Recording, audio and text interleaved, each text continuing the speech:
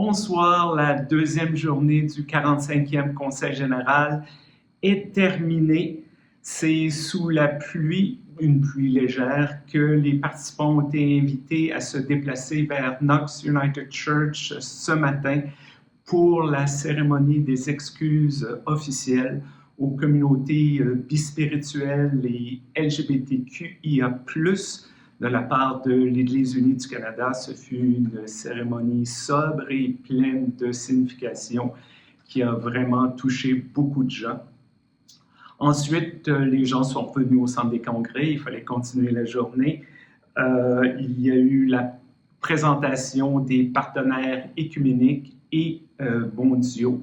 Il y a aussi la présidente et secrétaire générale de l'Église unie du Christ aux États-Unis, Karen Georgia Thompson, qui a donné une allocution sur le thème de la journée, quel est le rêve et la vision pour l'Église unie du Canada. Durant l'après-midi, il y a eu des sessions de travail, des questions pour la clarification et aussi des sessions de discussion sur différentes propositions. Et il y a eu le premier vote pour les candidats et les candidates au poste de modération de l'Église unie du Canada. Les deux personnes qui n'ont pas été retenues, c'est Sherry DeNovo et Sung-Ming Young.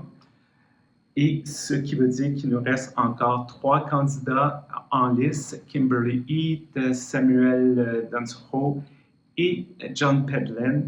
Les votes auront lieu demain, le deuxième tour et le troisième tour si nécessaire. Donc demain, nous devrions avoir une nouvelle personne dans le poste de modération. Et aussi, ça fait un après-midi très chargé, en raison de la pandémie, on n'a pas vraiment, l'Église unie, eu le temps de remercier comme il faut lorsque Richard Bott a terminé son mandat de modérateur en 2022.